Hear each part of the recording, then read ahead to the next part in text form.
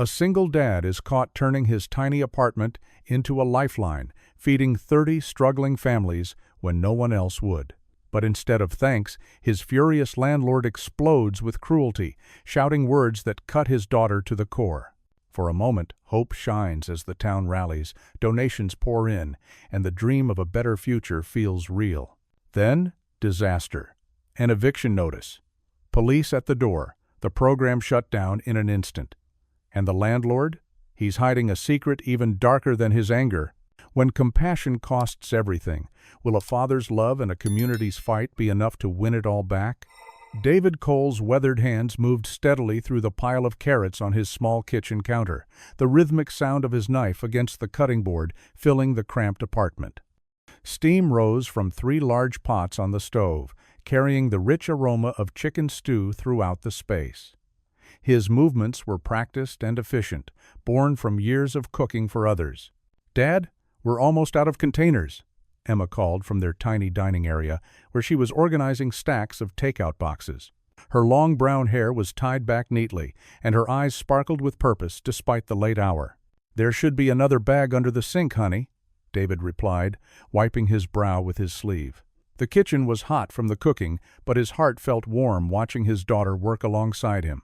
The apartment wasn't much, just a small 2-bedroom unit with faded wallpaper and creaky floors, but they'd transformed it into something special. Every Monday and Thursday evening, it became a beacon of hope for families who needed a hot meal and a friendly face.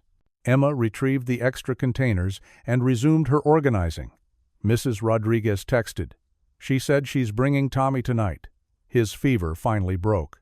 David nodded, adding the carrots to the biggest pot. "I'll make sure to give them extra. Growing boys need their strength." He stirred the stew, remembering how his late wife Janet used to say that food was love made visible. A gentle knock at the door signaled the arrival of their first guests.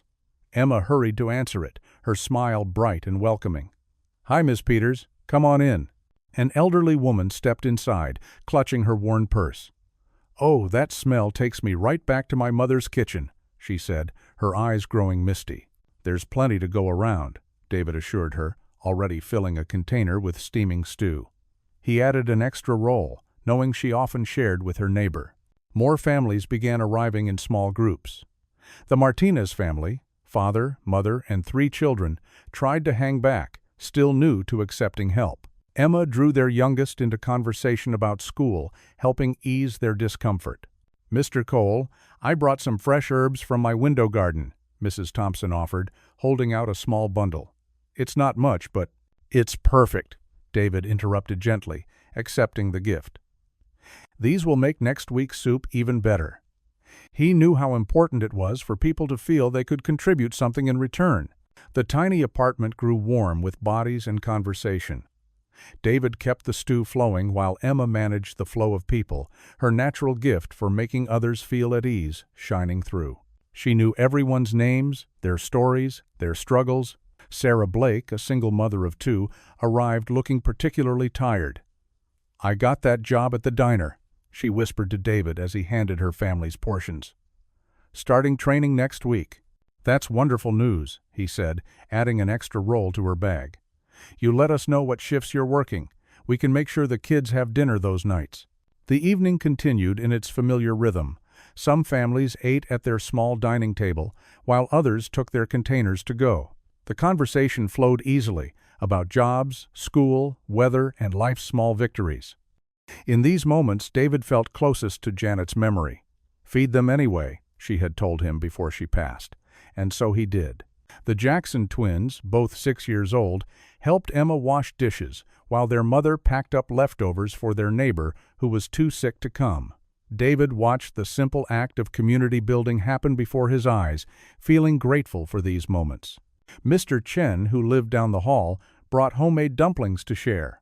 A fair trade, he insisted, though David knew he was struggling on his fixed income. They made sure he left with enough stew for 3 days. As the evening wound down, Mrs. Rodriguez arrived with Tommy, who was still pale but smiling. "The doctor says he's on the mend," she reported, accepting the extra-large portion David prepared.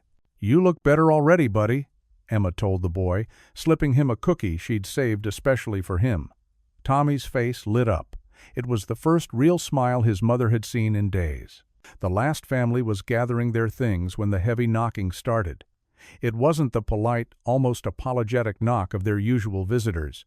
This was angry, demanding, and loud enough to make the door rattle in its frame.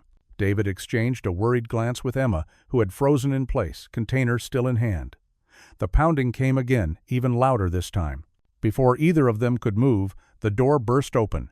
Mr. Harrington stood in the doorway, his face red with fury. His expensive suit seemed out of place in the humble apartment, but his rage filled the space like a storm cloud.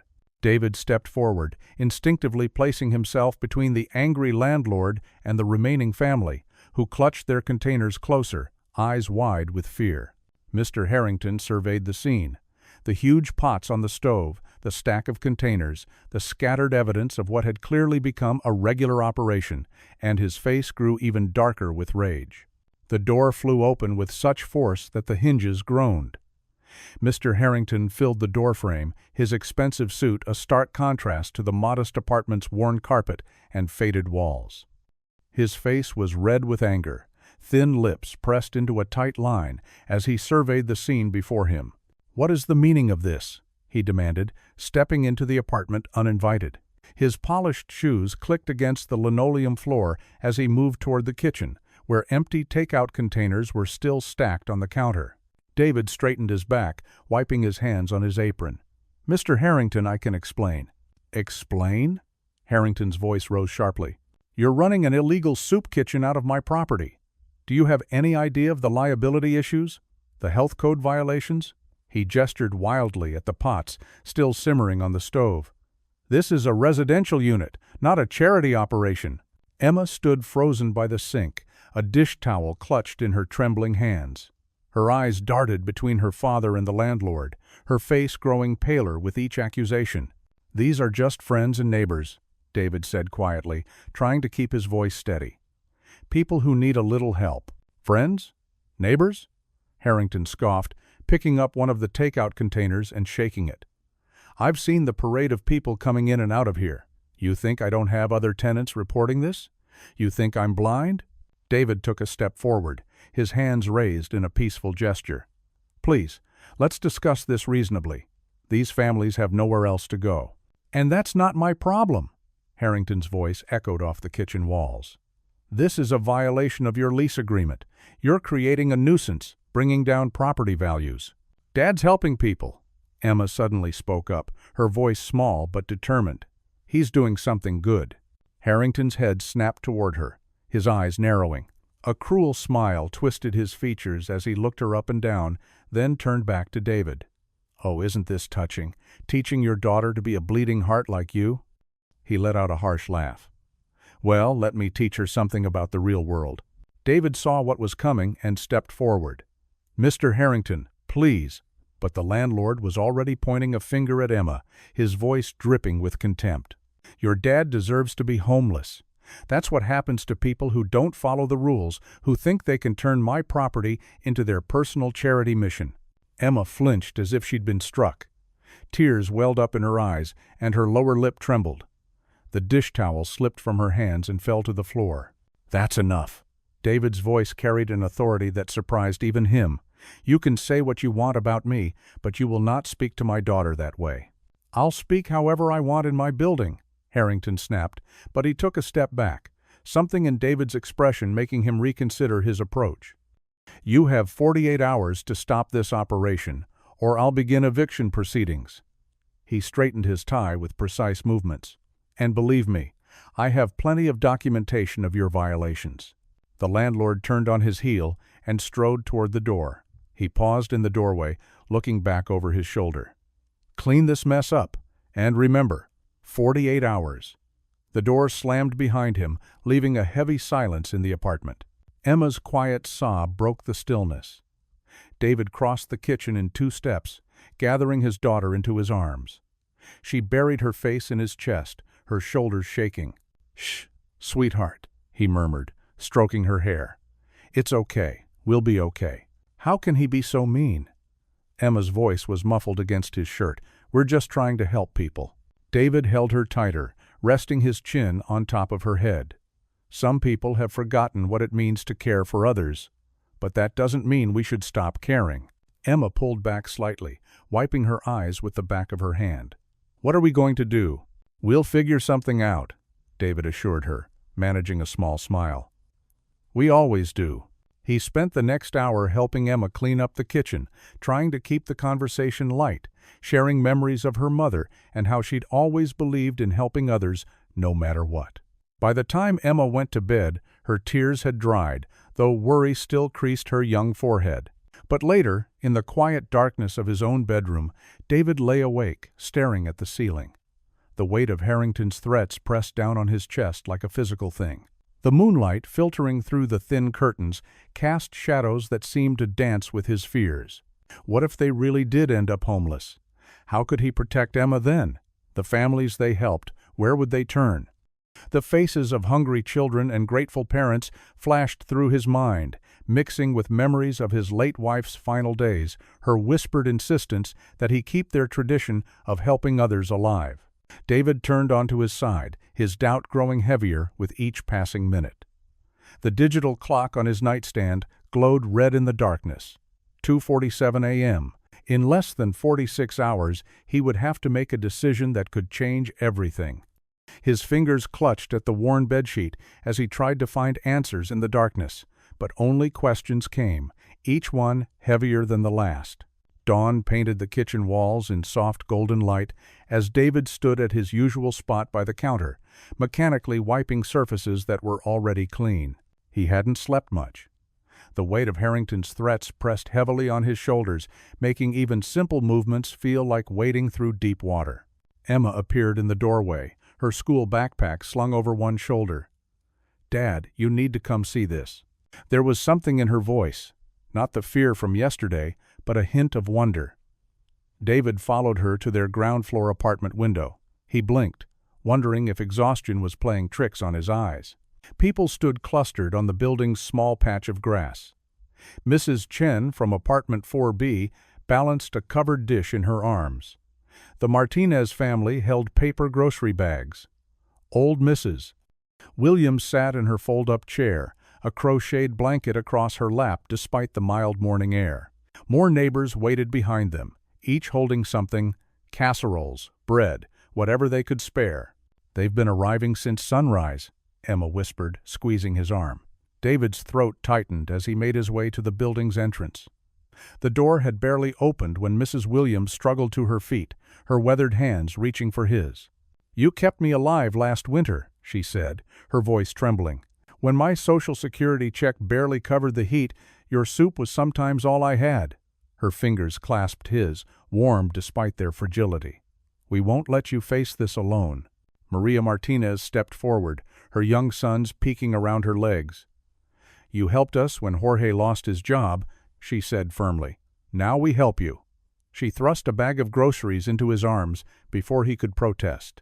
"But I can't," David started, looking at the gathered faces. "If Harrington finds out."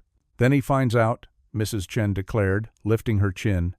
"My grandmother always said, when you have rice, share your pot." She held out her covered dish. Steam escaped from beneath the foil, carrying the scent of dumplings. Tears pricked at David's eyes. These were people who had so little themselves, yet here they stood, offering what they could. Emma slipped her hand into his, and he could feel her trembling with emotion. The morning turned into a blur of activity. Despite his protests, the families insisted on helping clean his small kitchen. They worked in shifts, careful not to draw attention. Mrs. Williams sat at the table directing traffic like a general, while Emma organized a system for storing the donated food. Throughout the day, more people trickled in. Each carried not just food, but stories. The young mother whose baby had colic, David's chicken soup, had been the only thing she could keep down while nursing. The veteran who'd lost his leg, David's meals meant he could spend his limited energy on physical therapy instead of cooking. As afternoon faded into evening, David sat at his kitchen table, overwhelmed by the day's events. Empty casserole dishes were stacked neatly by the sink, testament to the impromptu potluck that had evolved. The apartment still hummed with warmth from all the bodies that had packed into it, sharing food and hope in equal measure. A gentle knock at the door made him tense, but Emma peeked through the window and smiled. "It's Pastor Miller," she said, already moving to let him in. The pastor entered quietly, his kind face creased with concern. He'd always had a way of filling a room with calm rather than presence. "David," he said warmly, "I've been hearing quite a bit about your situation." David sighed, running a hand through his gray hair. "News travels fast in this town. Especially good news." Pastor Miller pulled out a chair, the legs scraping softly against the linoleum. "The church council met this afternoon. We'd like to offer you the use of our basement kitchen." David's head snapped up. The church basement was huge, with industrial-sized appliances and plenty of space. But doubt crept in immediately. "I couldn't impose." "Dad," Emma's voice was firm. She stood by the sink, dish towel still in hand. "This is an answer to prayer." Pastor Miller nodded. "The space sits empty most days. It has a separate entrance, plenty of storage, better ventilation then." He glanced around the small apartment kitchen with its single window, your current setup. "And it's properly zoned for food service." "I don't know what to say," David mumbled, staring at his worn hands. Emma moved behind him, placing her hands on his shoulders. "Say yes," she urged softly. "Mom always said when God closes a door, he opens a window. Maybe this time he's opening a whole basement." David felt tears threatening again. His late wife's voice seemed to echo in his daughter's words. He looked up at Pastor Miller. "You're sure the council won't mind?" "Mind?" Pastor Miller smiled. "David, do you know how many of our congregation members you've helped? Mrs. Williams is our oldest parishioner. The Martinez family teaches Sunday school. You've been doing God's work right here in this kitchen. We'd be honored to help you continue it." Emma's grip tightened on his shoulders. David reached up to pat her hand, feeling the familiar calluses she'd developed from helping him cook. He thought of all the faces he'd seen today, all the stories he'd heard. How could he stop now, when so many people still needed help? "When can we start?" he asked finally. Emma let out a delighted squeal, hugging him from behind. Pastor Miller beamed, reaching across the table to clasp David's hand. "We can have the keys to you tomorrow. The basement's yours to use whenever you need it." "I'll help organize everything," Emma declared, already pacing with excitement. "We can set up proper serving stations, maybe even some tables where people can sit and eat together." David watched his daughter's eyes shine with possibilities, and felt something tight in his chest begin to loosen. Maybe Harrington could take their apartment, but he couldn't take away their ability to help others. Not when God and the community had other plans. The morning sun had barely cleared the horizon when David pulled his old station wagon up to the church's side entrance. The rusty hinges groaned as he opened the back door, revealing a jumble of pots, pans, and grocery bags. His muscles ached from the sleepless night, but there was work to be done. "Look, Dad!" Emma pointed to a small group of people waiting by the basement door. Mrs. Martinez from apartment 4B stood with her teenage sons, while Mr. Thompson, the retired mechanic, leaned on his cane. They waved warmly, already moving forward to help. "We couldn't let you do this alone," Mrs. Martinez said, her sons already reaching for the heaviest pots. David's throat tightened. "You don't have to." "Yes, we do," Mr. Thompson cut in, grabbing a bag of potatoes. "You've carried us long enough. Time we returned the favor." They formed a line, passing items down the basement stairs like a well-oiled machine. Emma darted back and forth, directing traffic with the confidence of a seasoned event planner. The basement was bigger than their apartment kitchen, with long folding tables and a commercial-grade stove that had seen better days.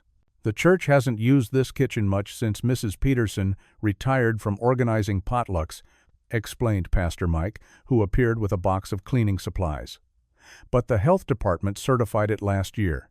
It just needs some TLC." Emma surveyed the space, her eyes bright with possibility. "Dad, it's perfect. We can fit so many more tables down here." She pulled colorful paper and markers from her backpack. "I brought decorations." David watched as his daughter transformed the institutional space. She taped up hand-drawn welcome signs with careful lettering. "Cole Family Kitchen" and "All are welcome here. Mrs." Martinez's sons helped her arrange wildflowers in mason jars, while Mr. Thompson tinkered with the stove's pilot light. More volunteers arrived throughout the morning. Sarah from the grocery store brought day-old bread and slightly bruised produce that would have been thrown out. The Weber twins, both retired teachers, appeared with boxes of mismatched plates and silverware from their church rummage sale. "This reminds me of when your mother and I first started dating," David told Emma as they sorted through donated spices. "She always said a meal wasn't just about food, it was about making people feel at home." Emma squeezed his hand. She'd love this, Dad. By late afternoon, savory aromas filled the basement. David's signature chicken stew bubbled in multiple pots, while volunteers chopped vegetables for salad. Emma had arranged the tables in a U-shape so everyone can see each other, she explained. Paper flowers and twinkling Christmas lights, discovered in a church storage closet, transformed the fluorescent-lit space into something almost magical. The families began arriving at 6, hesitating at first in the unfamiliar space. But Emma greeted each one by name, leading them to seats with the same gentle grace her mother had possessed. David noticed how she made sure to seat Mrs. Chen, who spoke little English, next to the Korean family who could translate. She guided Mr. Rodriguez, who used a wheelchair, to a spot where he could easily reach the serving table. The basement slowly filled with conversation and the clinking of spoons against bowls. Children darted between tables while their parents relaxed, sharing stories and advice about job searches and doctor recommendations. The Weber twins taught a group of kids to make paper airplanes, while Mrs. Martinez shared her secret recipe for empanadas with anyone who would listen. David stood by the stove, ladling out second helpings and watching it all unfold. The space felt different from his apartment, more open, more alive. Here, no one had to rush through their meals or eat standing up. They could linger, build connections, breathe. "This is even better than before," Emma said, appearing at his side with an empty serving bowl. Her eyes sparkled with pride. "Look how happy everyone is." She was right. Laughter echoed off the basement walls as Mr. Thompson entertained a group with stories from his mechanic days. Two mothers compared notes on affordable daycare options while their toddlers shared crayons. The Korean grandmother was teaching Mrs. Chen to knit, their language barrier forgotten in the universal language of looped yarn and gentle smiles. David felt something loosen in his chest. Not quite peace, but maybe its cousin. The weight of Harrington's threats still pressed against his shoulders, but here, surrounded by this makeshift family, it felt a little lighter. He remembered his wife's words from long ago. "Sometimes love looks like a pot of soup and a place to sit down." Emma hung the last paper flower, stood back to survey her work, and smiled. The basement glowed with warmth that had nothing to do with the temperature. For now, at least, they had created something beautiful out of necessity. A space where dignity could flourish alongside dinner rolls, where community could grow between cups of coffee. Mrs. Martinez called Emma over to help serve dessert. Someone had brought a huge apple pie, and David watched his daughter move through the room with easy grace. She belonged here, among these people who had become so much more than just neighbors in need. They were all feeding each other in ways that went far beyond food. The evening stretched on, full of small moments of connection. A young mother finally got her fussy baby to sleep in Mrs. Weber's experienced arms. Mr. Thompson promised to look at someone's car trouble this weekend. Two teenagers discovered they shared a passion for basketball and made plans to shoot hoops at the park. David stirred the last pot of stew, his movements automatic after years of practice. The familiar rhythm of cooking, serving, and nurturing felt right in this new space, even as Harrington's cruel words tried to whisper doubt into his thoughts. But tonight, those whispers were drowned out by the sound of community being built, one bowl of stew at a time. A week had passed since they'd moved into the church basement. The late afternoon sun cast long shadows across the parking lot as David loaded empty containers into his station wagon. He paused, noticing something out of place. Two men in dark suits stood near a black sedan, their stern faces fixed on the church entrance. They weren't from the congregation. David knew every regular face by now, The taller man scribbled something in a small notebook while his partner spoke into a cell phone. David's stomach tightened. He'd seen enough officials in his life to recognize that particular blend of authority and detachment. Emma emerged from the basement door, carrying a stack of clean dish towels. "Dad, Mrs. Peterson says she can help with desserts tomorrow. Her apple pie is amazing." Her smile faded as she followed his gaze. "Who are they?" "I'm not sure, sweetheart." David tried to keep his voice steady. "Why don't you head back inside and finish up the inventory list?" The men watched Emma disappear into the building. One of them nodded in David's direction before they climbed into their sedan and drove away. David's hands trembled slightly as he closed the wagon's back door. Throughout the afternoon, David caught glimpses of other unfamiliar faces. A woman in a business suit photographing the church entrance. Another man taking notes while parked across the street.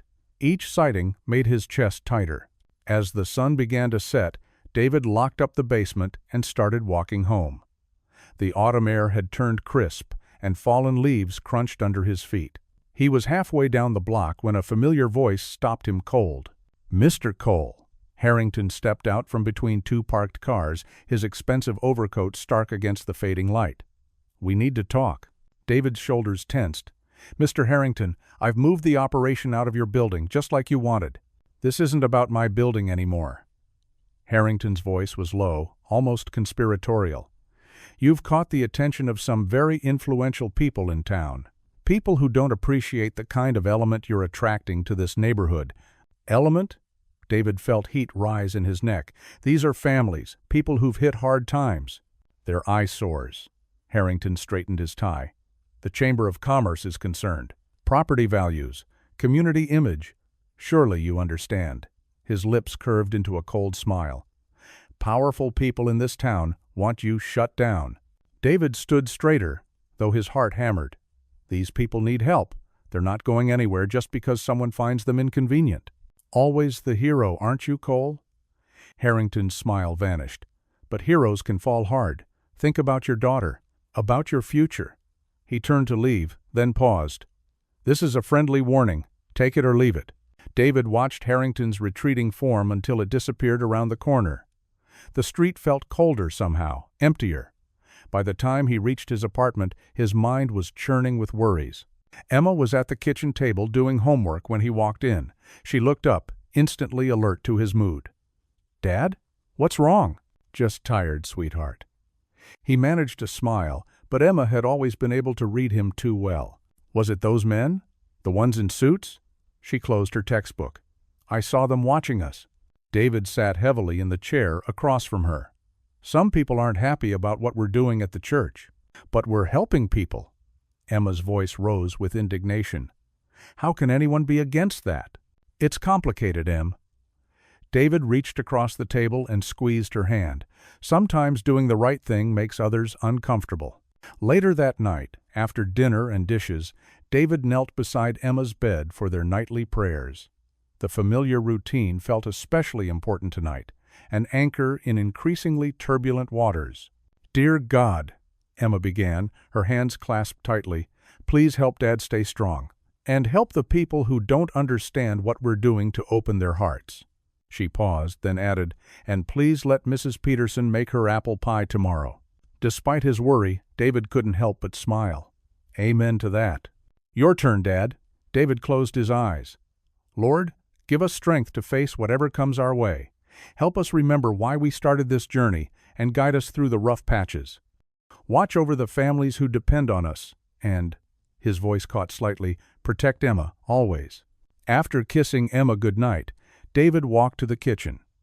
The apartment was quiet, except for the soft hum of the refrigerator. He sank into a kitchen chair, staring at the worn tabletop where he'd spent countless hours planning meals and calculating portions. The weight of Harrington's warning pressed down on him. Was he being selfish, pursuing this mission at the risk of Emma's stability? His late wife had always said that doing the right thing came with a cost, but she'd never mentioned how heavy that cost could feel. The kitchen clock ticked steadily as David sat in silence, his coffee growing cold, wondering if he was asking too much of his daughter, risking too much of their future for a cause that powerful people seemed determined to destroy. The morning sun barely peeked through the threadbare curtains of their small apartment. David shuffled out of his bedroom in his worn slippers, heading to the kitchen to start the coffee maker. His muscles ached from yesterday's work, but the familiar routine of measuring coffee grounds and filling the water reservoir brought a small comfort. As he waited for the coffee to brew, David noticed something white on the floor near the front door. His heart skipped a beat when he saw the official letterhead through the translucent paper. With trembling fingers he picked up the envelope, its crisp edges feeling like tiny knives against his skin. "Morning, Dad." Emma's cheerful voice rang out as she emerged from her room, her backpack slung over one shoulder. She stopped short when she saw his face. "What's wrong?" David tried to smile, but the attempt felt hollow. "Just some mail, sweetheart." He couldn't hide the letter fast enough before Emma's quick eyes caught sight of the bold red text visible through the envelope. "Is that from Mr. Harrington?" Emma dropped her backpack and rushed over. "Let me see." David's hands felt heavy as he opened the envelope, unfolding the official notice inside. The words jumped out at him like accusations: notice of lease violation and grounds for immediate eviction. Emma's face drained of color as she read over his shoulder.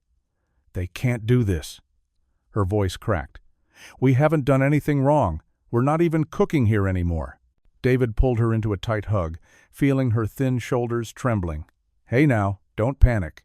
He kept his voice steady, though his own heart raced. "We'll figure this out. We always do, remember?" "But where would we go?" Emma pulled back, her eyes glistening with tears. "What about school? My friends? The feeding program?" David cupped her face in his hands, the way he used to when she was little and scared of thunderstorms. "Listen to me, Emma. Nothing's decided yet. This is just a notice, not an actual eviction. We have time to work things out." "But Dad." "No buts." He managed a small smile. "Remember what Mom always said about worry?" Emma wiped her eyes with the back of her hand. "Worry is like a rocking chair. It gives you something to do, but gets you nowhere," she quoted softly. "That's right." David checked the clock on the wall. "Now, you need to eat something before school. I made fresh bread last night." Emma nodded, but her movements were mechanical as she prepared her breakfast. David watched her pick at her food, knowing her mind was elsewhere. He busied himself making her lunch, carefully wrapping a sandwich and adding an apple, the same way Sarah used to do it before she got sick. "What if we fought it?" Emma suddenly asked, pushing her half-eaten toast away. "We could get a lawyer or something. Mrs. Rodriguez's son is in law school." "Emma," David interrupted gently, "let me handle this, okay? You focus on school and your studies. That's your job right now." She stood up, her chair scraping against the linoleum floor. "But it's not fair. You're helping people. You're doing good things. Why do they want to punish us for that?" David's heart ached at the confusion and hurt in her voice. This wasn't the life he'd wanted for her. Constantly walking on eggshells, watching her father struggle to keep their little world from falling apart. "Sometimes people are scared of change," he said carefully, packing her lunch into her backpack. "Even good change. But we can't let that stop us from doing what's right." Emma hugged him fiercely. "I'm not ashamed of what you do, Dad. Not ever." David held her tight, remembering how Sarah would squeeze his hand 3 times, their secret code for "I love you." He did the same to Emma now, feeling her return the gesture. "Go on now," he said, releasing her. "You'll be late for first period." Emma shouldered her backpack, hesitating at the door. "Promise you'll tell me if anything happens? No keeping secrets to protect me?" "Promise," David said, though the word felt heavy on his tongue. He watched from the window as Emma walked down the street toward her bus stop, her ponytail swinging with each step. Once she was out of sight, David looked down at the crumpled notice in his hand. The paper was damp with sweat where he'd been gripping it. "I can't let her lose everything," he whispered to the empty apartment. The coffee maker beeped, but David didn't move to pour himself a cup. Instead, he stood there, holding the wrinkled paper that threatened to unravel their lives, watching the spot where Emma had disappeared around the corner. The morning sun streamed through the window, catching the dust motes in the air, making them dance like tiny stars falling all around him. The church basement hummed with activity, filled with the warmth of ovens and the chatter of dozens of people. Sunlight filtered through the small ground-level windows, casting golden rectangles on the concrete floor. The scent of baking bread and simmering soup wrapped around everyone like a familiar blanket. David stood at the industrial stove, stirring a massive pot of beef stew while checking the temperature of the casseroles in the oven. His weathered hands moved with practiced ease between tasks, a dance he'd perfected over months of cooking for crowds. The kitchen might be bigger than his apartments, but the heart behind the work remained the same. "Mr. Cole, where should I put these carrots?" asked Tommy, a freckle-faced 10-year-old whose family had been coming for meals since the beginning. He held up a bowl of carefully chopped vegetables, standing on his tiptoes to see over the counter. "Right here, buddy." David smiled, taking the bowl. "You did a great job with these. Nice and even pieces. They'll cook perfectly." Across the room, Emma moved between the long folding tables, straightening paper napkins and arranging mismatched plates with careful attention. Her ponytail swung as she worked, and her eyes sparkled with purpose. Several other teenagers had joined her, following her lead as she showed them how to set up the dining area. "The flowers go in the middle," Emma instructed, placing small mason jars filled with daisies on each table. "Mom always said flowers make any meal feel special." The mention of his late wife made David's chest tighten, but he smiled through it. Sarah would have loved this. The community, the helping hands, the way their daughter had bloomed into such a caring young woman. More volunteers arrived, carrying donated desserts and extra chairs. Mrs. Peterson, the retired schoolteacher, organized a group of children to make place cards. Mr. Johnson, who'd lost his job at the factory last month, now helped other men move tables into position. Everyone had a role. Everyone belonged. "5 minutes until we serve," David called out, and the basement shifted into final preparations. Emma gathered everyone into a circle, a tradition they'd started in the apartment that felt even more important now. David wiped his hands on his apron and stepped into the center. The room fell quiet, heads bowed in respect. "Dear Lord," he began, his voice soft but carrying to every corner. "Thank you for this food, for these hands that helped prepare it, and for this community you've blessed us with. Help us remember that when we share what little we have, it somehow becomes enough. Amen." "Amen," the room echoed back. Emma took her place at the serving counter, clipboard in hand. She'd created a system to make sure everyone got their fair share, especially families with special dietary needs. "Thompson family of 4, she called out cheerfully. "Mrs. Rodriguez and granddaughter, Wilson family." The serving line moved smoothly, plates being filled with generous portions of stew, fresh rolls, and vegetable casserole. David watched as people found their seats, different families mixing together, sharing stories and passing salt shakers back and forth. Children darted between tables, their laughter a melody that made the basement feel less like a charity kitchen and more like a family gathering. "This stew is even better than last week, Mr. Cole," said Sarah Jenkins, an elderly woman who lived alone in the apartment building. "Reminds me of my mother's cooking." David squeezed her shoulder as he passed. "That's high praise, Mrs. Jenkins. Thank you." As the meal progressed, David made his rounds, checking on everyone, refilling water pitchers, and making sure no one left hungry. He noticed Emma doing the same thing, stopping to chat with younger kids, helping elderly guests cut their meat, making everyone feel valued. The afternoon light began to fade, signaling the end of another successful meal. Volunteers stayed to help clean up, washing dishes, sweeping floors, and packing leftover food into containers for those who needed extra. "Great job today, everyone," David said, as the last of the tables were folded and stored. "Same time tomorrow?" The cleanup crew nodded, gathering their coats and bags. Emma hugged several of her friends goodbye, making plans for tomorrow's setup. David watched her, marveling at how naturally she'd taken to this work, how much she'd grown since they'd started. Finally, it was just the two of them, doing the final lockup. David checked the ovens one last time, while Emma turned off the lights in the storage room. The basement felt peaceful now, holding the echoes of the day's fellowship. They climbed the stairs together, stepping out into the cool evening air. David pulled out the heavy ring of church keys, ready to lock the door for the night. The street lights had just flickered on, casting long shadows across the church lawn. "Excuse me? Mr. Cole?"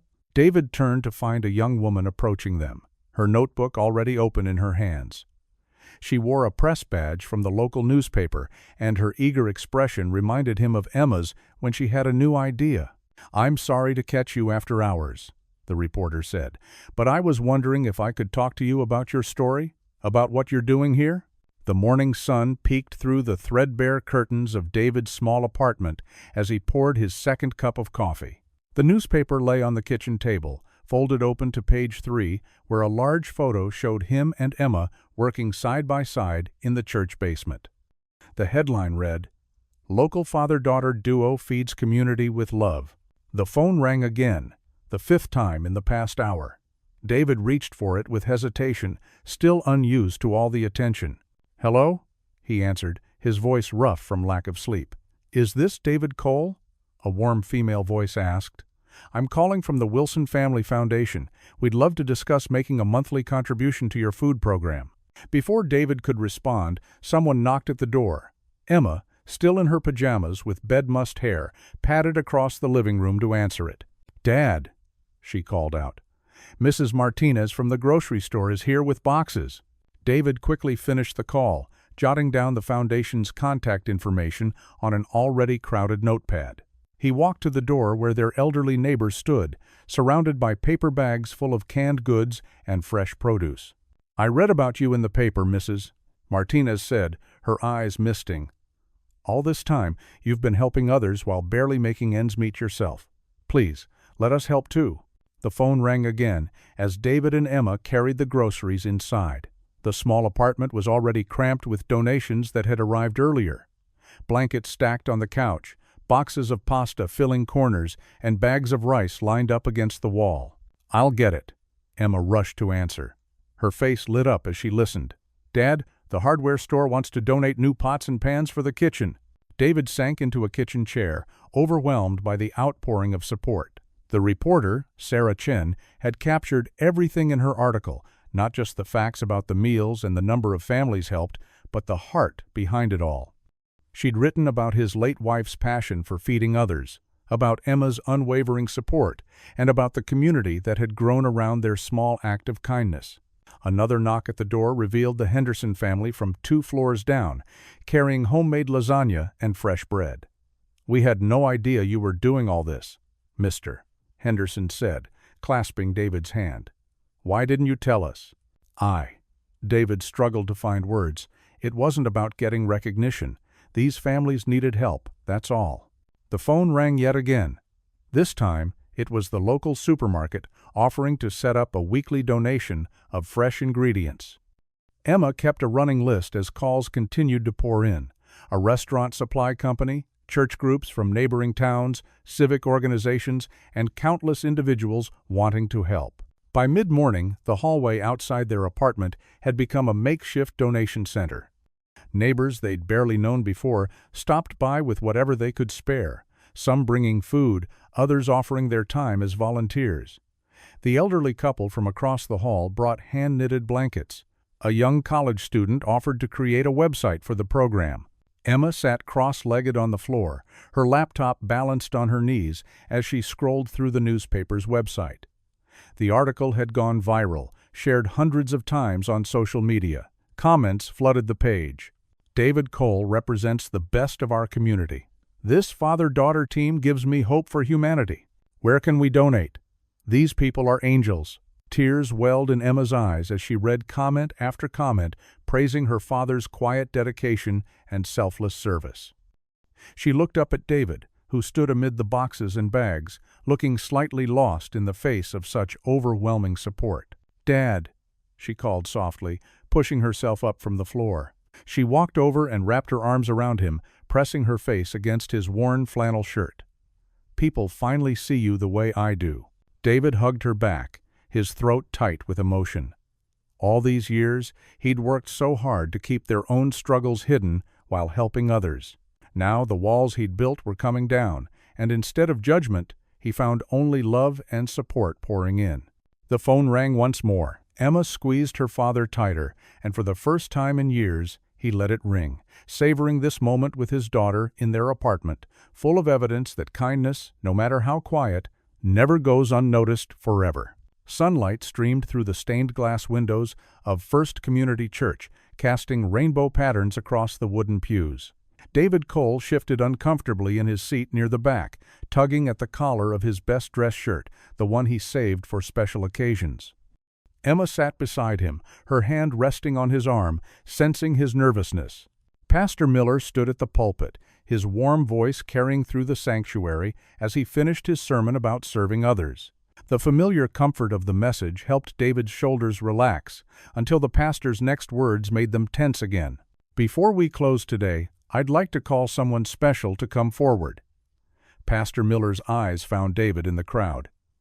"David Cole, would you please join me up here?" Emma gave her father's arm an encouraging squeeze. David's legs felt heavy as he made his way down the center aisle, aware of all the eyes following him. Some faces he recognized from the meals in the basement. Mothers who brought their children, elderly couples who lived alone, young families struggling to make ends meet. "Many of you know David," Pastor Miller began, placing a gentle hand on David's shoulder. "Some of you might have read about him in last week's paper. But what you might not know is that for months before coming to our church basement, David was feeding dozens of families from his own tiny apartment kitchen." Murmurs of appreciation rippled through the congregation. David looked down at his worn shoes, his cheeks warming. "Today, I'm excited to announce that next Saturday we'll be holding a special fundraising dinner to support David's program." The pastor's voice grew stronger with enthusiasm. "We'll gather here in our fellowship hall to share a meal, prepared by David himself, of course, and raise money to expand this vital ministry." The congregation burst into applause. David blinked rapidly, fighting back tears as he saw elderly Mrs. Peterson in the front row, dabbing her eyes with a handkerchief. Next to her sat the Thompson family, all 5 children who had once been too hungry to focus in school, now healthy and smiling. "What David has started here isn't just about feeding empty stomachs," Pastor Miller continued. "It's about nourishing souls. It's about showing our community that every person matters, that no one should go hungry while others have plenty." More applause filled the sanctuary. David noticed Emma in their usual pew, her face glowing with pride as she clapped harder than anyone else. His late wife's words echoed in his mind. "Feed them anyway, David." He wished she could see this moment. "Would anyone like to share how David's ministry has touched their lives?" Pastor Miller asked. Mrs. Peterson stood shakily, her voice quavering but clear. "Last winter, when my Social Security check barely covered my medicine, David's meals kept me going. But more than the food, he remembered how I like my coffee, always asked about my grandchildren. He made me feel like family." A young mother stood next, bouncing a baby on her hip. "After my husband lost his job, we were too ashamed to tell anyone we couldn't afford groceries. David never made us feel like charity cases. He treated us with dignity." One by one, people rose to share their stories. David stood rooted to the spot, overwhelmed by the outpouring of love. He'd never wanted recognition. He'd only wanted to help, to honor his wife's memory, to show Emma that kindness mattered more than money. Pastor Miller raised his hands for quiet. "Let's pray together for this ministry and for the fundraiser ahead. David, would you like to lead us?" David cleared his throat, his voice rough with emotion. "Dear Lord, thank you for this church family. Thank you for providing a way to serve others. Please help us remember that we're all your children, all worthy of love and dignity. Amen." "Amen," the congregation echoed. After the service, people lingered longer than usual, approaching David with hugs and handshakes. Some pressed envelopes into his hands, others offered to help with the fundraiser. The Thompson children crowded around him, showing him their Sunday school drawings. Eventually, the church emptied, except for David, Emma, and Pastor Miller. The pastor pulled David aside while Emma gathered their things. "God is doing something beautiful through you, David," Pastor Miller said softly. "You've sparked a movement of compassion in this town." David shook his head modestly. "I'm just trying to do what's right. Sometimes that's all it takes to change lives." The pastor smiled. "Get some rest. We have a big week ahead." The drive home was quiet, both father and daughter lost in thought. They went through their evening routine, simple sandwiches for dinner, Emma finishing homework while David paid bills at the kitchen table, careful not to let her see how tight things still were. When bedtime came, Emma lingered in the doorway of her small bedroom. "Dad, can we talk for a minute?" David sat on the edge of her bed, the same bed she'd had since she was 5. The room was different now. Posters of pop stars replaced princess decorations, textbooks stacked on the desk instead of picture books, but she was still his little girl. Emma pulled her knees up to her chest, wrapping her arms around them. "I've been thinking a lot about college lately." David's heart clenched. College was a constant worry. How to afford it, how to give her the opportunities she deserved. "I know what I want to study," she continued, her eyes bright with purpose. "I want to be a social worker, Dad. I want to help people like you do." David felt his throat tighten with emotion. He remembered Emma as a toddler, sharing her cookies with other children at the park. Even then, she'd had such a generous heart. "Are you sure?" he asked gently. "It's not an easy path, sweetheart. The pay isn't great, and you see a lot of heartache." "I'm sure." Emma's voice was firm. "Today at church, watching everyone talk about how you've helped them. That's what I want to do with my life. I want to make a difference like that." David leaned forward and kissed her forehead, his heart so full it felt like it might burst. In that moment, all his struggles and sacrifices felt worth it. His daughter hadn't learned to measure success by money or status. She'd learned to measure it by the lives she could touch. "I'm so proud of you, Emma," he whispered, tucking her in like he had when she was small. "So proud." Emma smiled up at him, her mother's eyes shining in her young face. "I'm proud of you too, Dad. You're my hero." The old town hall glowed with warmth on this special evening. String lights twinkled along the wooden beams overhead, casting a gentle golden light across the packed room. David Cole touched the smooth silk of his tie, the deep blue one Sarah had given him on their last anniversary together. He could still hear her voice. "This matches your eyes, sweetheart." Sitting at one of the round tables near the front, David watched as people from all walks of life filled the chairs around him. There were families he'd helped feed, church members, and even some faces he didn't recognize. The buzz of conversation filled the air with an energy that made his chest tight with emotion. Emma stood at the podium, looking older than her 16 years in her simple black dress. Her hands trembled slightly as she adjusted the microphone, but her voice came out clear and strong. "My dad doesn't like attention," she began, drawing soft laughter from the crowd. "He's probably wishing he could hide in the kitchen right now, cooking instead of sitting here." More chuckles rippled through the room as David felt his cheeks warm. "But that's exactly why I need to tell you about him," Emma's voice softened, "because he'd never tell you himself. When Mom died 4 years ago, Dad could have given up. Instead, he worked harder. He took extra shifts at the factory, learned to cook all Mom's recipes, and somehow still made it to every one of my school events." David blinked rapidly, feeling tears forming. An elderly woman at his table reached over and patted his hand. "Then one day," Emma continued, "he saw Mrs. Peterson struggling to carry groceries up to her apartment. She'd just lost her job. That night, Dad made extra soup and took it to her. It wasn't much, just soup and bread, but Mrs. Peterson cried when he brought it. In the audience, Mrs. Peterson dabbed at her eyes with a tissue. That's how it started. One pot of soup became 2, then 3. Dad would come home exhausted from work, but he'd still cook. When I asked him why, he said, "Because they're hungry, sweetheart, and we have enough to share." Emma's voice cracked slightly. She took a deep breath before continuing. "We didn't really have enough. Dad was skipping meals himself sometimes, though he tried to hide it from me. But he kept cooking, kept giving. When people offered to pay, he'd say, 'Just help someone else when you can.'" The room was completely silent now, hanging on every word. David could feel tears rolling down his cheeks, but he didn't wipe them away. Some people called him foolish, said he was risking too much, and maybe, by some measures, they were right. We could lose our apartment. But my dad taught me something more valuable than security. He showed me that courage isn't about being fearless, it's about being scared and doing the right thing anyway.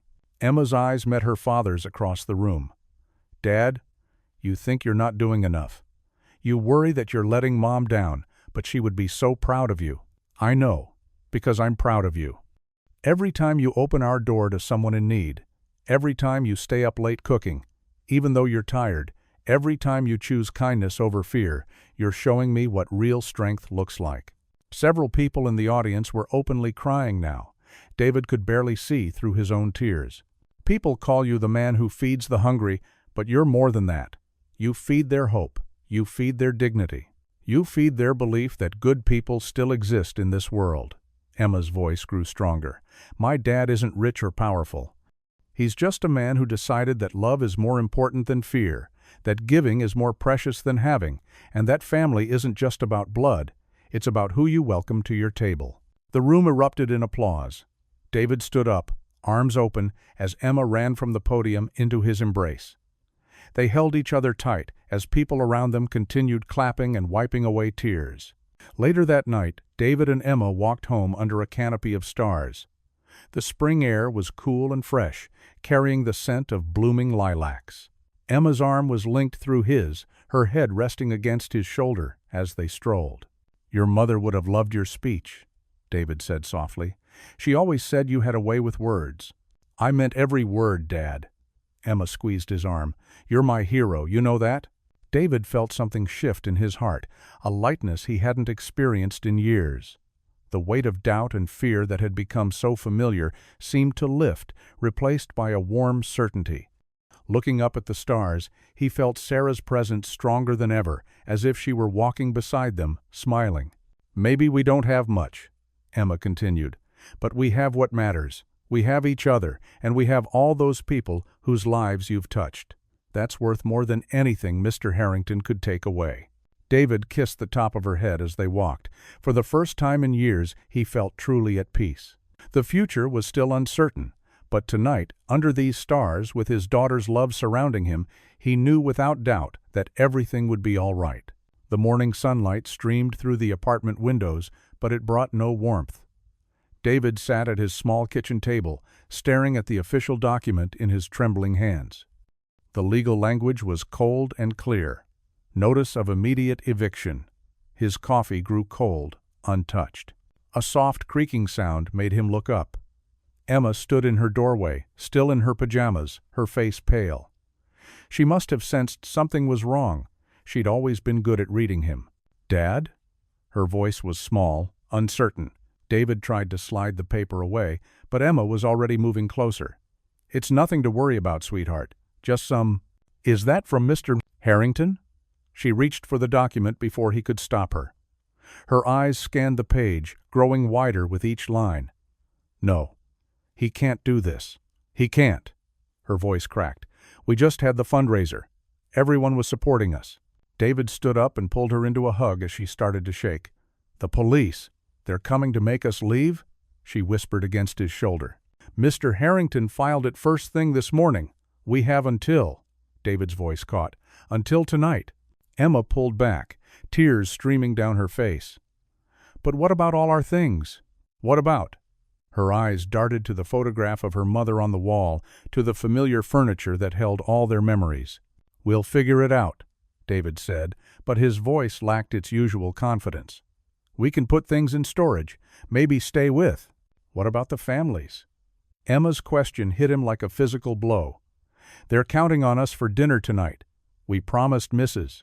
Rodriguez we'd have extra because her grandson is visiting, and Mr. Chen's diabetes. He needs regular meals." David sank back into his chair, the weight of responsibility crushing him. Emma was right. Dozens of people depended on their evening meal service. The church basement was their last refuge, their only chance to keep helping. Throughout the day, they moved in a daze. Emma called the school to say she wouldn't be coming in. Together, they packed their most essential belongings into boxes and suitcases, working silently as tears occasionally fell. Each family photo wrapped in newspaper felt like burying a memory. By late afternoon, they headed to the church basement early, determined to serve one last meal before everything fell apart. The familiar routine of chopping vegetables and stirring pots felt surreal now. Emma set the tables with shaking hands, straightening each fork with extra care, as if perfect placement could somehow ward off disaster. The families began arriving at 6. just like always. David's heart ached as he watched them file in. Elderly Mrs. Wilson with her careful steps, the Martinez kids racing to their usual spot, Mr. Chen with his gentle smile.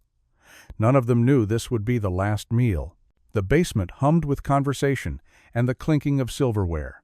The savory smell of beef stew filled the air, and for a moment, everything felt normal. David was ladling out portions when he heard the heavy footsteps on the stairs. 2 police officers appeared at the bottom of the stairs, their expressions grim but professional. Behind them stood Mr. Harrington, his face set in stone. The room fell silent. "Mr. Cole?" One officer stepped forward. "We have orders to shut down this operation immediately." Emma grabbed David's arm, her fingers digging in. Around the room, faces showed shock, fear, and confusion. Mrs. Rodriguez clutched her grandson closer. Mr. Chen slowly set down his spoon. "Please," David said quietly. "Just let them finish their meals." The second officer shook his head. "I'm sorry, sir. We have to clear the premises now." Chairs scraped against the floor as families began to rise, some leaving their meals half-eaten. Children were hurriedly bundled up, containers abandoned. The Martinez mother whispered rapid prayers in Spanish as she gathered her children. "This isn't right." Emma's voice cracked as she watched Mrs. Wilson struggle to her feet, her bowl of stew barely touched. "These people need to eat." But the exodus continued. Each family paused to touch David's arm or whisper thanks through tears. Some tried to press money into his hands, money he knew they couldn't spare. He refused each time, his throat too tight to speak. The basement emptied quickly, leaving behind the evidence of interrupted lives. Steam still rising from bowls, napkins crumpled beside plates, a child's jacket forgotten on a chair. The officers stood watchful, waiting. "Time to lock up, Mr. Cole," one said, not unkindly. Emma helped her father turn off the industrial stoves, their movements mechanical. David's hands shook as he covered the unused food, enough for seconds that would never be served, portions for late arrivals who would find locked doors. The fluorescent lights flickered off one by one. In the growing darkness, David stood in the middle of the basement, surrounded by the remains of their mission to feed the hungry. Empty chairs, cooling food, abandoned dishes. Each detail drove home their failure. Mr. Harrington stepped forward, keys jangling in his hand. "I'll secure the premises," he announced, his voice echoing in the hollow space. David felt Emma's shoulders shaking as she pressed against him. Together, they climbed the stairs, each step heavy with defeat. Behind them, the basement door closed with a final, devastating click. In the church parking lot, the police cars' red and blue lights painted the gathering darkness in harsh colors. David held Emma close as they watched Mr. Harrington place a padlock on the basement entrance. The metal clicked shut, sealing away more than just a room. It locked away hope, purpose, and the answer to so many prayers. The fluorescent lights buzzed overhead in the crowded shelter dormitory. David Cole sat on the edge of his narrow cot, watching Emma attempt to concentrate on her chemistry textbook. The constant shuffle of footsteps, crying babies, and murmured conversations created a constant wall of noise that made focusing nearly impossible. Emma's blonde hair fell forward, hiding her face as she hunched over her notebook. Her pencil tapped against the paper in frustration. 3 days had passed since they'd moved into the shelter, but it felt like weeks. "Maybe we could find a quiet corner in the common room," David suggested gently. Emma shook her head without looking up. "It's worse in there. At least here I have the bed to use as a desk." David's heart ached at the defeat in her voice. She'd always been such a dedicated student, maintaining straight A's even through their hardest times. Now, dark circles shadowed her eyes from nights of restless sleep on the thin shelter mattress. A young mother walked past their space, bouncing a fussy infant. The baby's cries echoed off the institutional walls. Emma's shoulders tensed, and she pressed her hands against her ears. "I can't do this," she whispered, her voice cracking. "I can't think here." David moved to sit beside her, careful not to disturb her books. "What if we tried the library tomorrow after school?" "We could." "Dad, please." Emma cut him off, finally looking up. Her eyes were red-rimmed. "Don't try to fix this right now. I need a minute." She gathered her books and retreated to her cot on the other side of David's, drawing the thin curtain that provided their only privacy. David watched her silhouette curl into a ball, his chest tight with helplessness. Standing slowly, he straightened his worn button-down shirt. The shelter's kitchen would be preparing dinner soon. At least there, he could feel useful. "I'm going to help with meal prep," he called softly through the curtain. "I'll bring you something when it's ready." There was no response, but he hadn't expected one. The industrial kitchen was a familiar refuge, even if it wasn't his own. Steam rose from huge pots of soup, and the clatter of pans provided a different kind of noise, one that felt purposeful rather than chaotic. "David!" "Thank goodness," Martha, the kitchen coordinator, greeted him with relief. "We're short-handed today. Could you start on the vegetables?" He nodded, rolling up his sleeves. Soon he was lost in the rhythm of chopping carrots and celery, letting the steady motion soothe his racing thoughts. Other volunteers worked alongside him, some residents like himself, others community members who came in to help. "You've got real skill with a knife," commented an elderly man working nearby. "Professional training?" "No," David replied, managing a small smile. "Just years of cooking for my daughter, and then for others who needed it." The words caught in his throat. Just weeks ago, he'd been feeding dozens of families. Now he could barely provide for his own child. Hours passed as David threw himself into the work, staying even after the dinner rush to help with cleanup. Physical exhaustion felt better than emotional exhaustion. When he finally returned to their corner of the dormitory, Emma was sitting cross-legged on her cot, a novel open in her lap.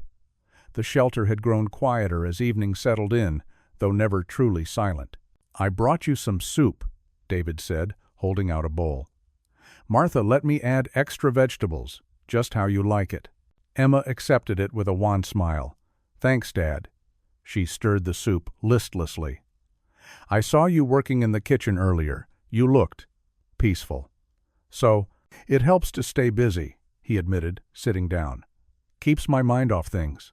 "I'm sorry I snapped at you before." Emma set the bowl aside. "It's just, everything feels so hard here. The noise, the smell, never having any space." Her voice wavered. "I miss our apartment.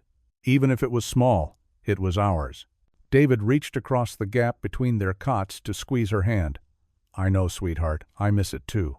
"Some kids at school found out," she continued quietly, "about us being here. They weren't mean about it, exactly, but they looked at me different, like they felt sorry for me." She wiped her eyes with her free hand. "I hate that look." "Emma." David's voice was rough with emotion. "I keep thinking about what Mom would say if she could see us now." Emma's words came faster, spilling out like water. "She always said we had to take care of others no matter what. But look where that got us, Dad. Look where we are." David moved to sit beside her, drawing her close as her shoulders began to shake. "Your mother would be so proud of you," he whispered fiercely. "Of your strength, your compassion, your determination to keep going even when things are hard." Emma buried her face in his shoulder like she used to do as a little girl. "I'm not feeling very strong right now." "That's okay." David stroked her hair. "You don't have to be strong all the time. Neither do I." They sat together as the shelter's lights dimmed for nighttime. Other residents moved quietly around them, preparing for bed. Emma eventually pulled away, wiping her face. "We should try to sleep," she said. "I have a test tomorrow." They settled onto their separate cots, the thin mattresses creaking under their weight. David could hear Emma's restless movements in the darkness. "Dad?" Her whisper carried across the space between them. "Are you awake?" "Yes, sweetheart." "Hold my hand? Like when I was little?" David reached out, finding her fingers in the dark. They were cold, and he wrapped them in his warm grip. "We'll rise again, sweetheart," he whispered. David scrubbed dishes in the shelter's kitchen, his hands red from the hot water. The familiar routine of washing and drying helped quiet his troubled thoughts. Even here, he couldn't stop himself from trying to be useful.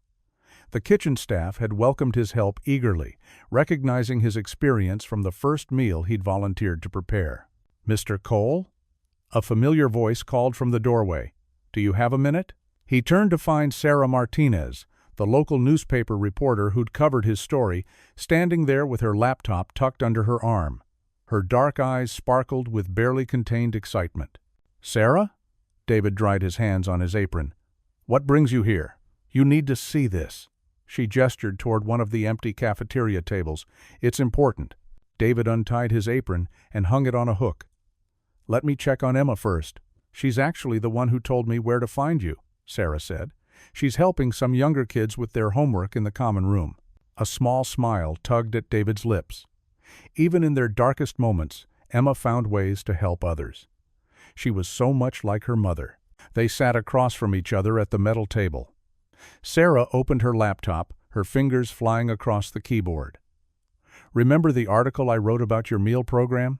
David nodded. The memory of those hopeful days in the church basement made his chest ache. "Well, it got picked up by a national news website," Sarah continued. "And then another, and another. Mr. Cole, your story has gone viral." "Viral?" David frowned at the unfamiliar term. "I don't understand." Sarah turned the laptop to face him. The screen showed dozens of news articles, all featuring his name and story. "It means people all across the country are reading about what you did, about how you helped those families, even when it cost you everything." She scrolled through comments sections filled with supportive messages. "Look at this. People are organizing fundraisers in their own communities. They're sending donations to the paper, asking how they can help." David's hands trembled as he read the messages. Strangers from Seattle to Miami expressed outrage at his treatment and admiration for his dedication to helping others. "This can't be real," he whispered. "It's very real." Sarah pulled up her email. "We've received over $50,000 in donations already. People want to help you restart the program." David shook his head, overwhelmed. "But where?" "Mr. Harrington made sure no one would rent to me. And the church. That's the other reason I'm here." Sarah's smile widened as she opened a specific email. "Have you heard of James Morrison? The tech billionaire? The one who's always in the news?" "Yes. His charitable foundation read about your story. They want to help." She turned the screen toward him again. "They're offering to donate the old Wilson Community Center to you. The building's been empty for years, but it's structurally sound. It just needs renovation." David stared at the email, his vision blurring with tears. The Wilson Community Center was a huge brick building downtown with a commercial kitchen and multiple gathering spaces. It had closed due to lack of funding 5 years ago. "This," his voice cracked, "this is too much. I couldn't possibly." "They're serious, Mr. Cole. The foundation will handle all the legal work and basic renovations. They want you to have a permanent home for your program." Sarah leaned forward. "Think about it. No more worrying about leases or landlords. You could help so many more families." David pressed his palms against his eyes, trying to contain the emotions threatening to overflow. He thought of all the faces of people he'd fed over the past year. The elderly widow who lived alone, the single mom working 3 jobs, the veteran struggling with medical bills. He thought of Emma's pride when she helped serve meals and the way the community had come together in that church basement. "I don't know what to say," he managed finally. "Say yes," Sarah replied softly. "Let people help you the way you've helped so many others." David lowered his hands, wiping at his cheeks. The email still shone on the screen before him, its words promising a future he'd barely dared to hope for. In his mind, he heard his late wife's voice, clear as day. "Feed them anyway, David." His tears fell freely now, dropping onto the metal table. "Yes," he whispered. "Yes." Sarah reached across the table and squeezed his hand. "I'll help you figure out all the details. But first, should we go tell Emma?" David nodded, unable to speak. His heart felt too full for words. After everything they'd lost, after all the darkness of the past weeks, a light had finally broken through. He stood on shaky legs, ready to share the news with his daughter. They found Emma in the common room, patiently helping a young boy sound out words in a picture book. When she looked up and saw her father's tear-stained face and smile, she knew something had changed. "Dad?" She stood quickly. "What's wrong?" David opened his arms, and she rushed into them. "Nothing's wrong, sweetheart," he whispered into her hair. "Everything's about to get better."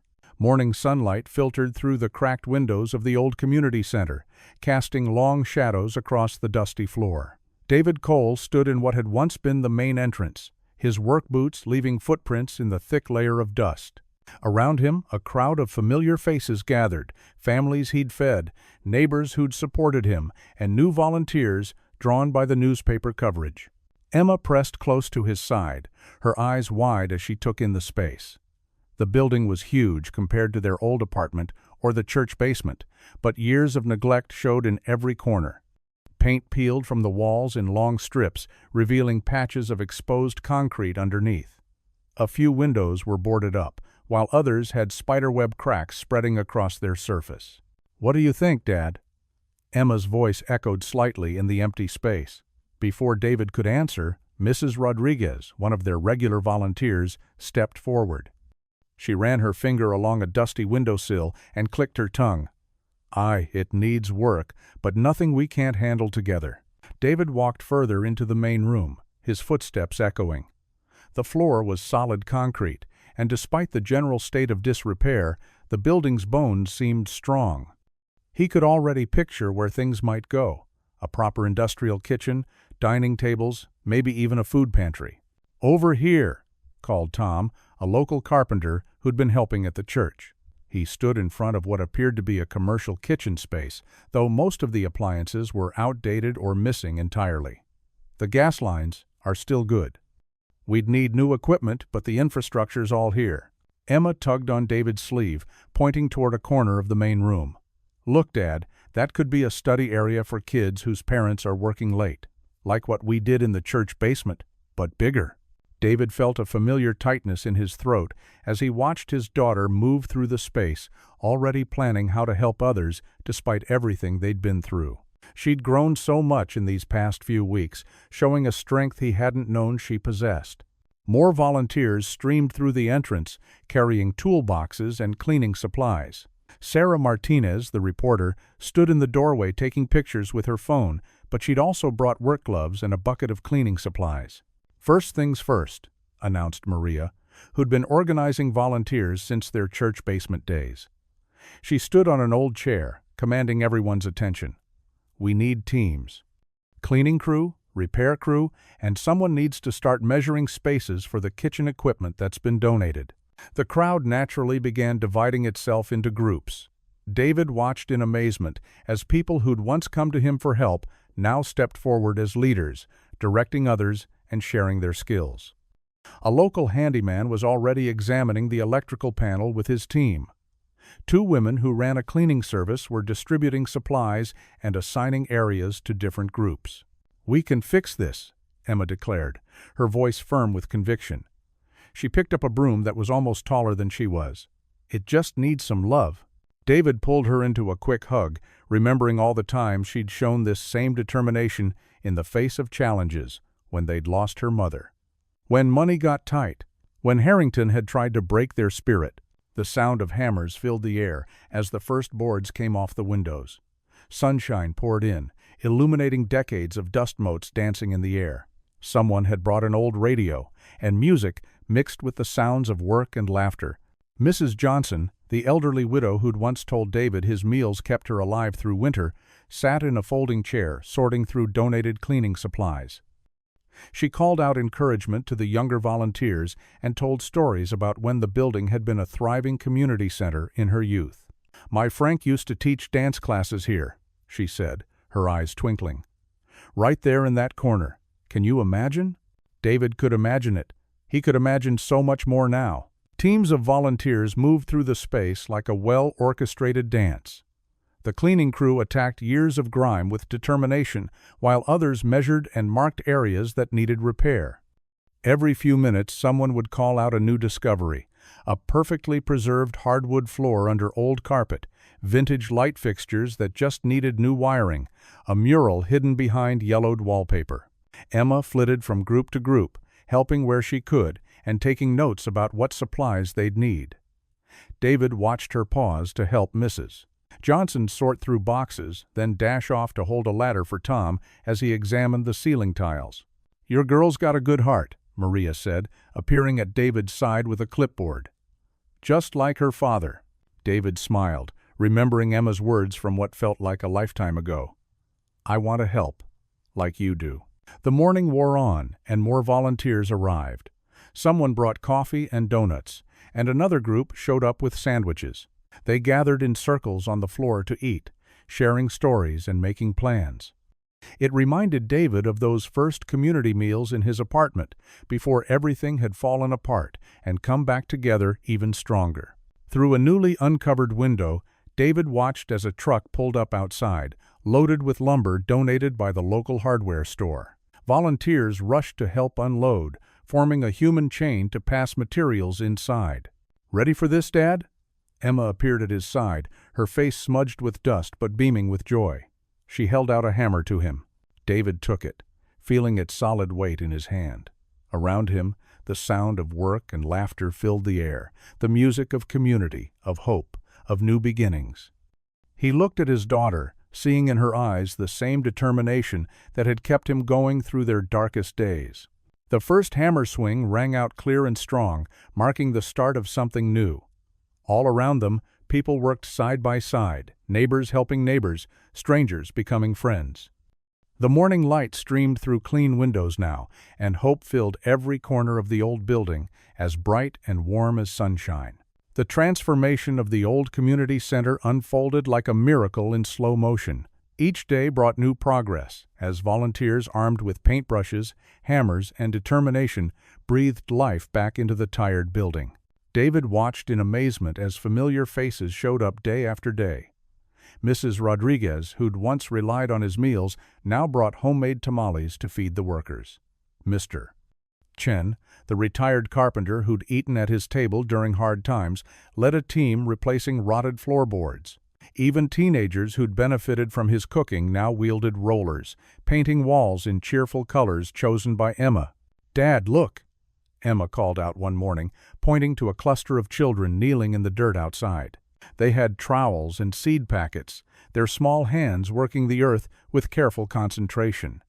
"We're planting tomatoes and herbs, just like Mom's garden." David's heart squeezed at the mention of his late wife, but the pain was gentler now, wrapped in warm memories. Emma had organized the children into teams, teaching them about soil and sunlight, just as her mother had once taught her. The sight of their eager faces, dirt-smudged and grinning, made his eyes mist over. Inside, the transformation continued. The industrial kitchen, once a maze of rust and broken appliances, now gleamed with donated equipment. Local restaurants had pitched in, sending their old but serviceable stoves and refrigerators. The dining area, stripped of its moldy carpeting, boasted new linoleum floors that practically sparkled under the freshly cleaned windows. "Mr. Cole," called Sarah, one of the shelter residents who'd become a dedicated volunteer. The painting crew finished the community room. She gestured proudly to a space that would soon host classes, support groups, and family gatherings. The walls, once gray with neglect, now glowed a soft yellow that seemed to capture and hold the sunlight. Week by week, the building shed its abandoned appearance. New windows replaced broken panes, letting in clear light instead of drafts. The roof, patched and sealed by a team of volunteer contractors, no longer leaked when it rained. Even the old heating system sputtered back to life under the careful attention of a retired mechanic who'd once been one of David's regular dinner guests. Emma seemed to be everywhere at once, her energy infectious. She organized donation drives for furniture, coordinated volunteer schedules, and somehow still found time to help younger kids with their homework in makeshift study corners.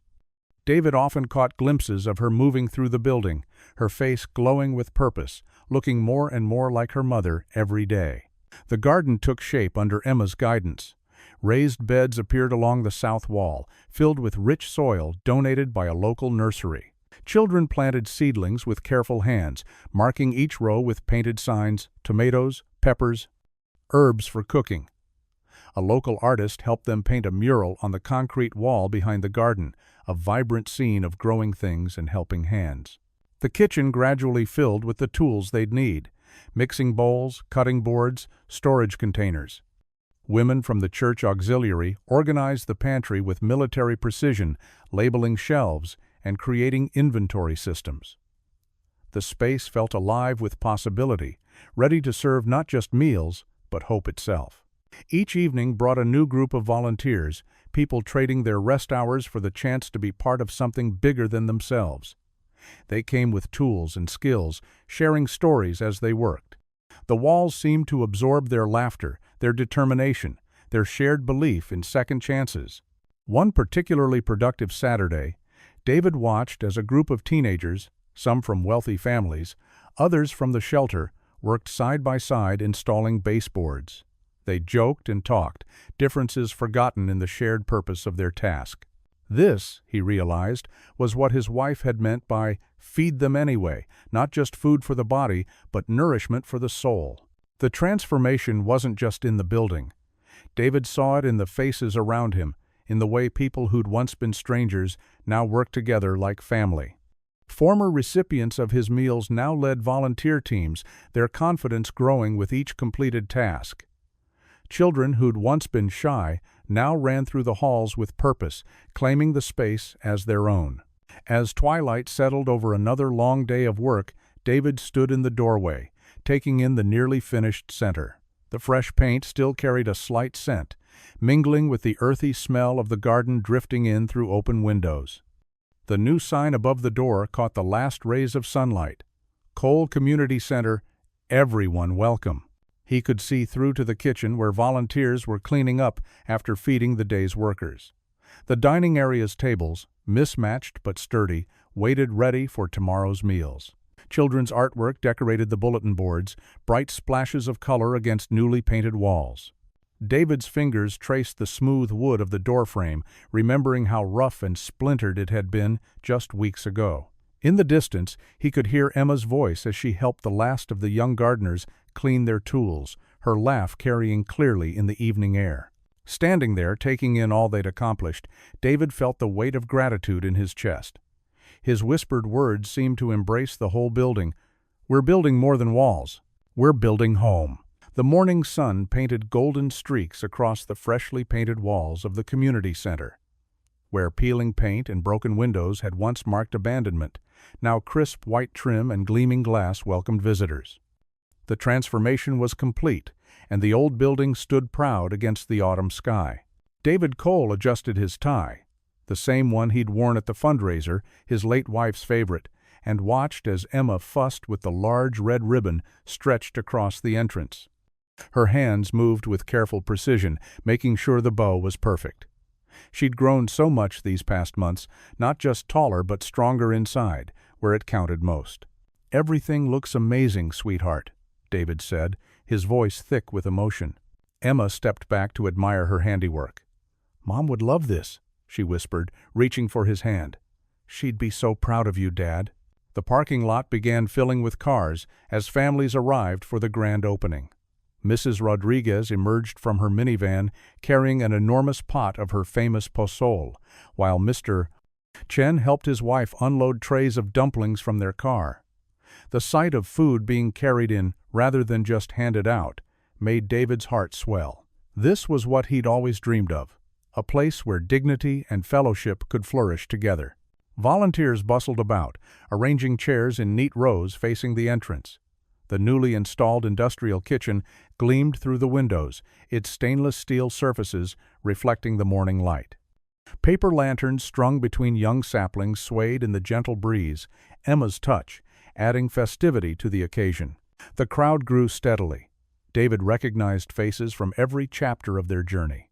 Families who'd first come to his apartment seeking meals, church members who'd opened their basement, shelter residents who'd shared their darkest days, and countless others who'd wielded hammers and paintbrushes to make this day possible. Pastor Roberts arrived, Bible in hand, ready to give the blessing.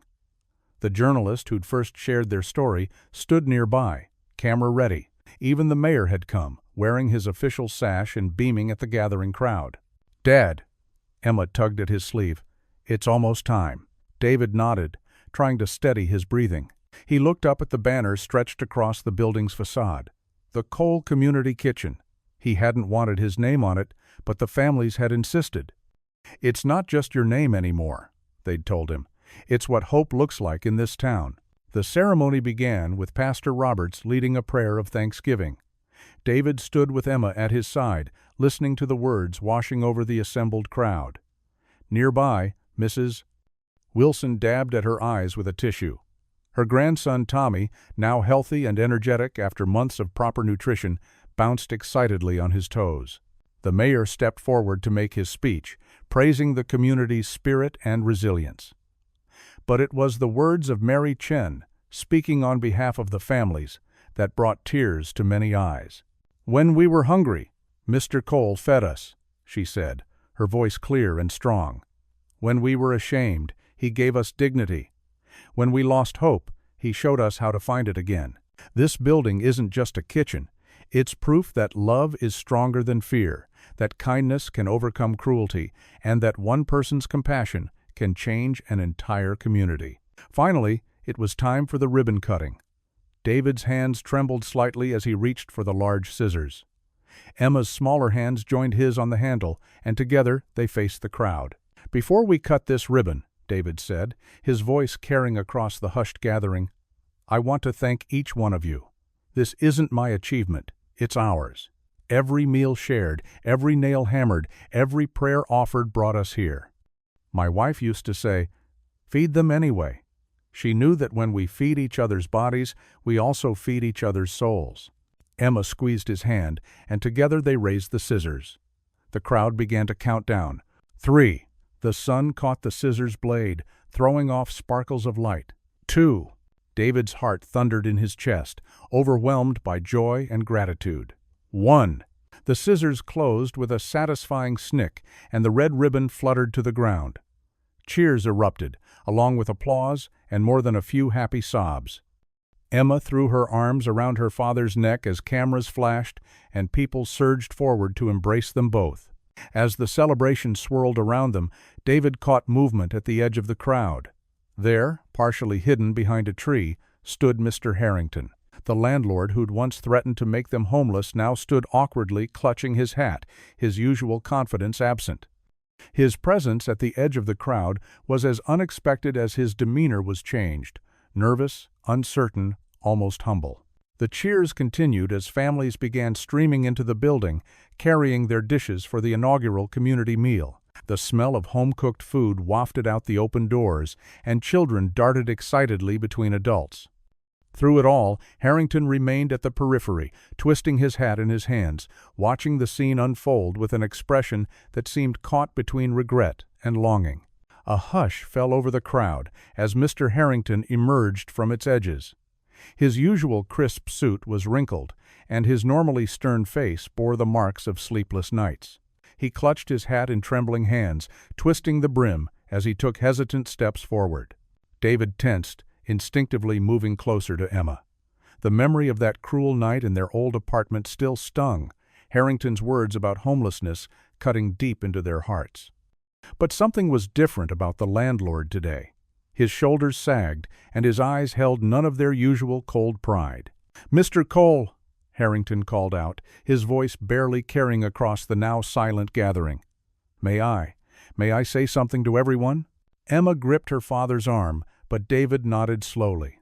The crowd parted, creating a path between the two men who had once stood as enemies. Harrington walked forward, each step seeming to cost him great effort. Standing before David and Emma, Harrington cleared his throat. His hands wouldn't stop shaking. "I've been watching," he began, then had to start again when his voice cracked. "I've been watching everything you've built here, everything you've done for these people." The morning sun caught the moisture in Harrington's eyes. He blinked rapidly, looking down at his twisted hat.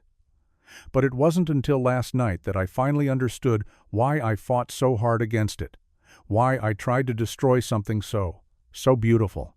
A gentle breeze rustled through the new garden Emma and the children had planted. Somewhere in the distance, a church bell tolled, its deep notes rolling across the quiet crowd. "You see," Harrington continued, his voice growing stronger even as tears began to fall, "I was one of these people once. My family." He gestured to the gathered community members. "We were so poor. My father lost his job, and we lost our home. I was 12 years old, sleeping in shelters, eating at soup kitchens." He lifted his gaze to meet David's raw pain evident in his expression. "The shame of it nearly broke me. I swore I'd never be poor again, never be weak again. I built walls around my heart, made of money and power. I became the very thing that had once hurt me, a man who saw poverty as a personal failure.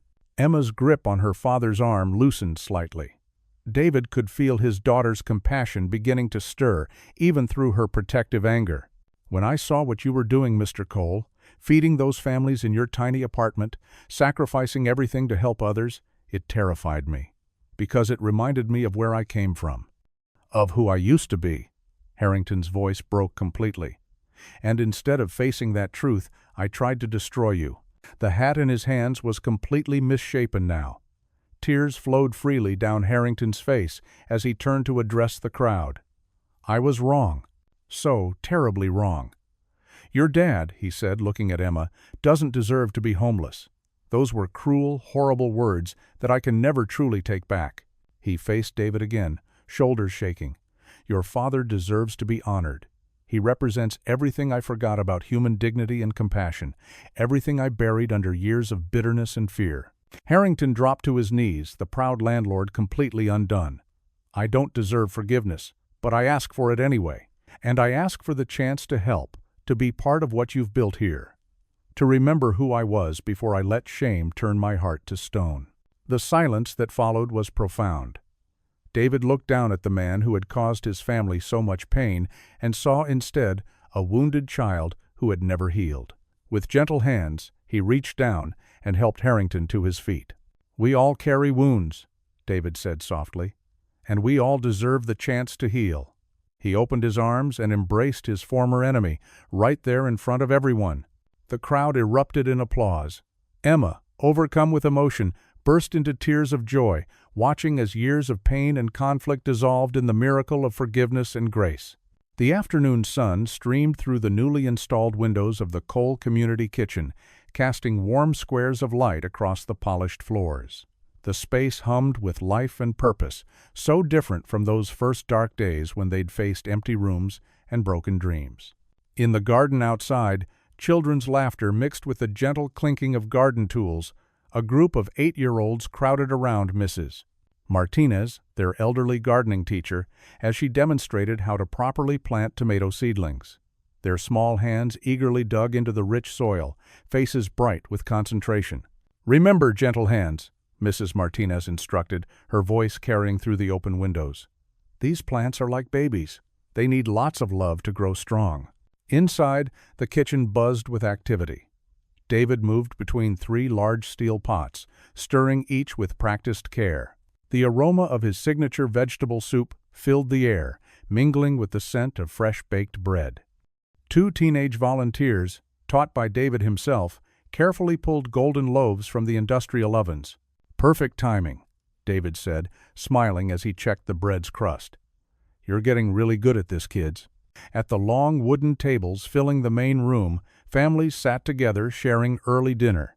The space rang with conversation and the scraping of chairs, punctuated by occasional bursts of laughter.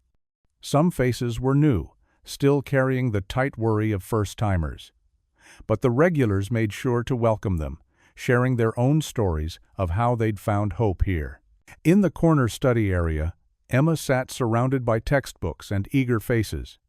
She'd started a homework help program, turning one section of the center into an after-school tutoring space. Right now, she was helping 10-year-old Miguel with his math problems. See? Emma pointed to his worksheet. When you line up the decimal points, it all makes more sense. Miguel's face lit up with understanding. Oh, now I get it. He quickly solved the next problem, beaming when Emma gave him a high five. Near the entrance, Mrs. Thompson arranged the day's donations on shelves: canned goods, fresh produce from local farms, and basic household supplies. She'd been one of their first volunteers and now ran the entire pantry program with military precision and grandmother's warmth. We've got extra diapers today, she called out to a young mother struggling with a fussy baby. Come see me before you leave, dear. The mother's relief was visible even from across the room. These small kindnesses, David had learned, could change everything for a family hanging by a thread. Through the afternoon, people came and went in steady waves. Some stayed to help clean up, others hurried home to evening shifts or sleeping children. But each person who passed through those doors was treated with dignity, leaving with more than just full stomachs.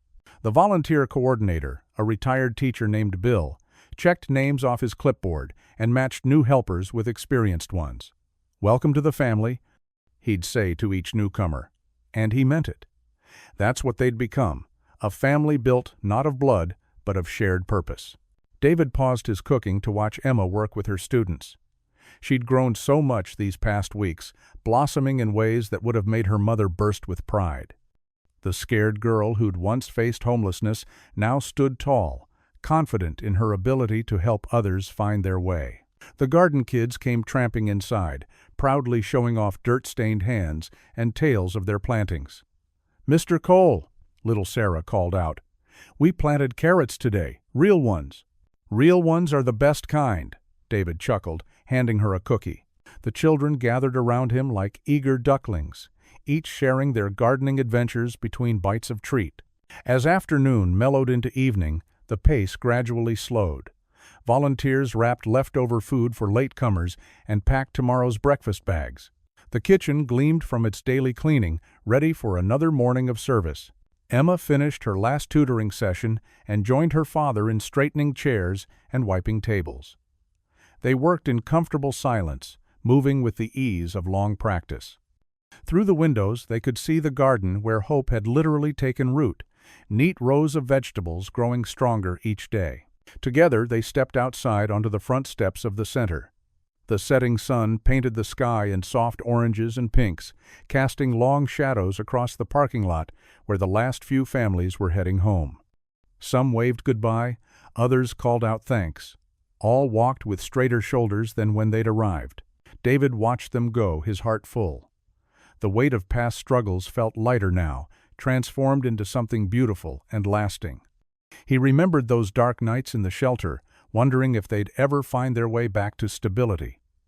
Now here they stood, surrounded by proof that love could build bridges across any gap. "We made it, sweetheart," David whispered, putting his arm around Emma's shoulders.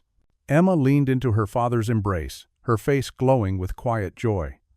"No, Dad," she said, smiling up at him. "We changed everything." The last rays of sunlight caught the center's new sign, making the words gleam, "Cole Community Kitchen, where hope feeds hope." They stood there together, father and daughter, watching their extended family disperse into the gentle evening, their hearts as full as the bellies they'd fed. What would you do if you were in their place? Comment your answer below, and let's see how you'd rewrite the ending. If you enjoyed the story of David Cole, I handpicked the next story that you will enjoy. Please don't miss this one. Click here to watch it.